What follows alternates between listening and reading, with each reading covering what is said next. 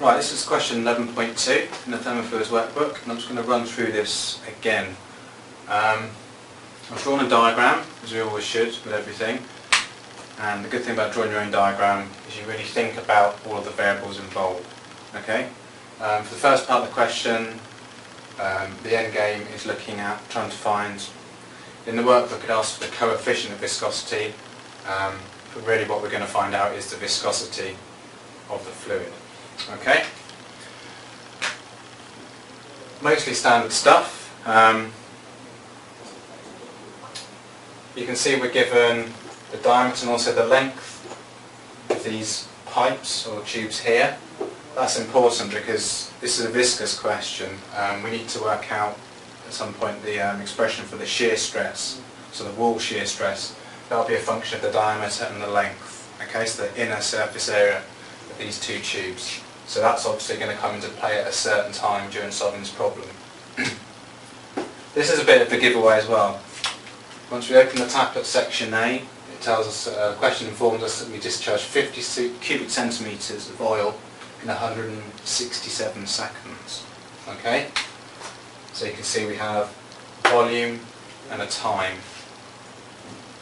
Okay, so immediately the alarm bell should be ringing, continuity equation. Okay? That will obviously allow us to work out the velocity through here. We need the velocity because this is a question about viscosity. Okay, so we need velocity for Reynolds number. Okay, as you know, in Reynolds number,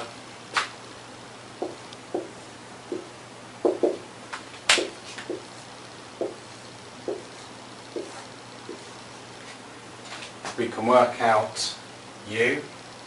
We know L and rho. This is our key term here, isn't it? Okay. This dynamic viscosity here. Okay. So you can see how this question is going to start to be stitched together. So we'll start with the basics, which is applying continuity.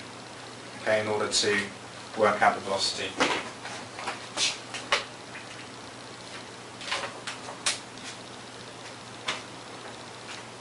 So we can work out a value of Q.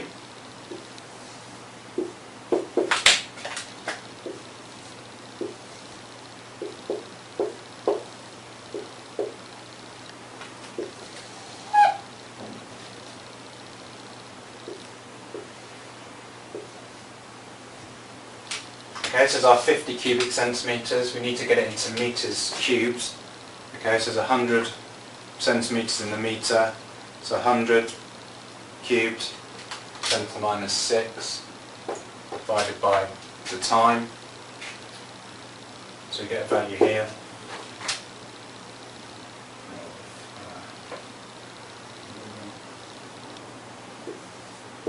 3 times 10 to the minus 7 meters cubed per second. Okay, and then we can use Q equals UA to work out the value of U through here. Okay,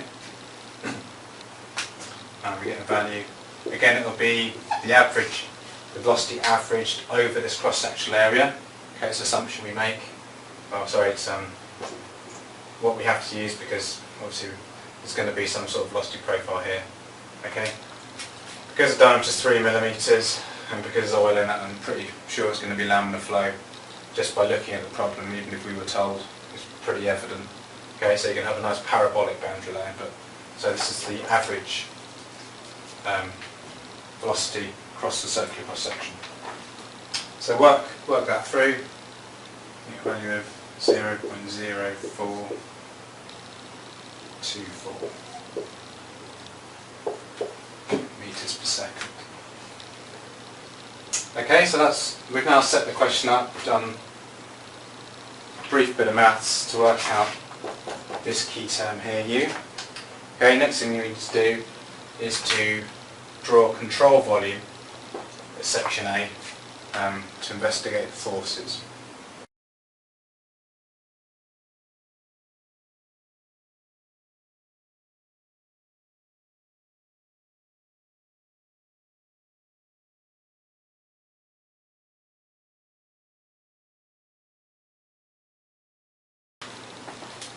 Okay, so our control volume. And it should be quite easy to see what the two key forces are. So we have a pressure difference across our control volume.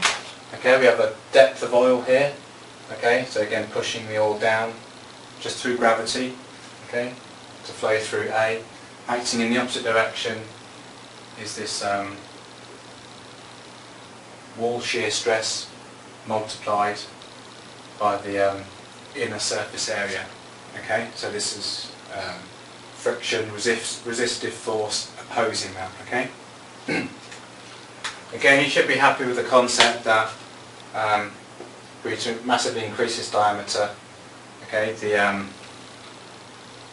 keep everything else constant. Again, this wall shear stress term is going to decrease. Okay. Again, same analogy, trying to force a high volume of water through a very wide pipeline or through a hypodermic needle. Okay, it's been very difficult through that hypodermic needle because the ratio of the surface area to the flow works against us. So most of the fluid particles will be in contact with the wall of our needle. Okay, which means that this sort of drag force, this frictional force, will start to dominate. Okay, so that's why when you have a very thin tube or hose, you can only force so much water through it before those frictional forces opposing the flow of water overcome the force you're putting in. Okay, so now we can write an expression. Another very important thing again from the question to discover is that the pressure here is atmospheric. So it's effectively zero in our system because it's zero up here pushing down, it's atmospheric here pushing down on our oil. So in terms of the pressure, it's rho gz. Okay, so it's just that hydrostatic head that's acting. Okay, so that simplifies it a good deal because we can work out this delta P term, okay, in terms of rho gz.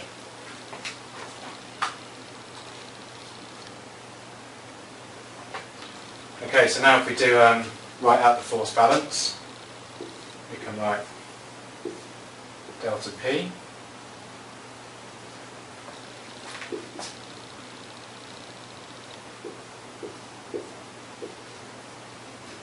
times cross-sectional area is equal to the wall shear stress times I dl. Okay, and this is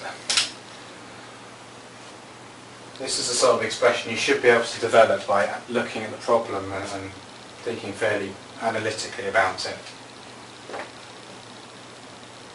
Okay, we have our pressure term, mass, length minus 1 times minus 2 times an area term, which is length squared.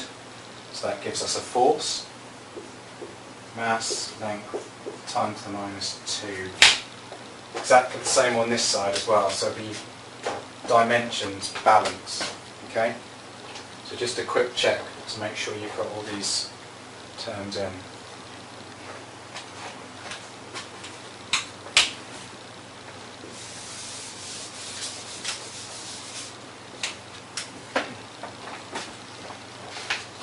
Okay, you can see that we've got some duplicate terms in. We've got pi d on both sides, so we can simplify this. Write an expression in terms of the wall shear stress.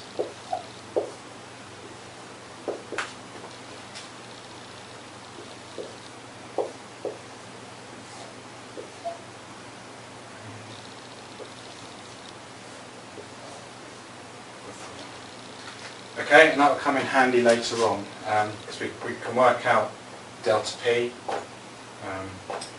we know L and we know D. Okay. What we're going to do now, we still don't have in our viscous term. Okay. But because we know this is a laminar flow, we can develop a larger expression which has that mu term in it, okay? And then we can do some quick substitution, some rearrangement, and then we should be able to solve to find the viscosity. Right, okay, we're told in the question it's laminar flow. If we weren't, pretty obvious to be fair. So we know that F equals 16. Okay, so that's the relationship between the Reynolds number and our friction factor. Okay, this is where you need to go to lecture 4.2 and read through, okay? These are open book questions, so questions like this, it's worth reviewing the lecture material, and this is where you will find the following expressions and their full derivations, okay? So again, this question is probably more complex than you would get in the final exam, okay? But elements of this could appear, so it's useful to work through these longer questions to understand the process steps and the different elements of, say, a question to do with viscous fluids. Okay, so it's also equal to LW over R rho.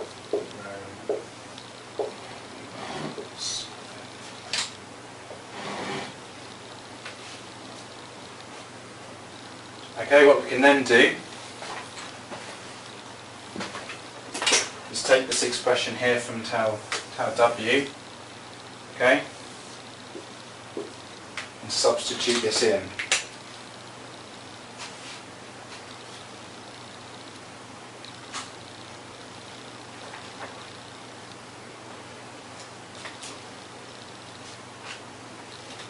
Okay, so we then have F equal to this expression, delta P D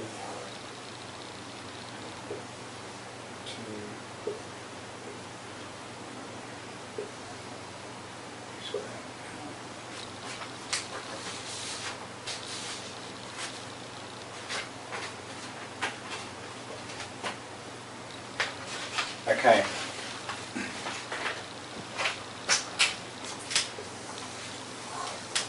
So this is what we're working with, okay? It's quite involved though, the next bit, again, and the question in general. F is no good to us, okay? We don't know what the value of that is. But we do know we can look at it in terms of 16 over Reynolds number, okay, for a laminar flow. Again, Reynolds number, rho V, or rho UL, divided by the dynamic viscosity. There's our viscous answer. And again, delta P, what is this? We know D, we know rho, we know L, we know U squared. Delta P, the difference in pressure, is driven by this hydrostatic head of oil. Okay?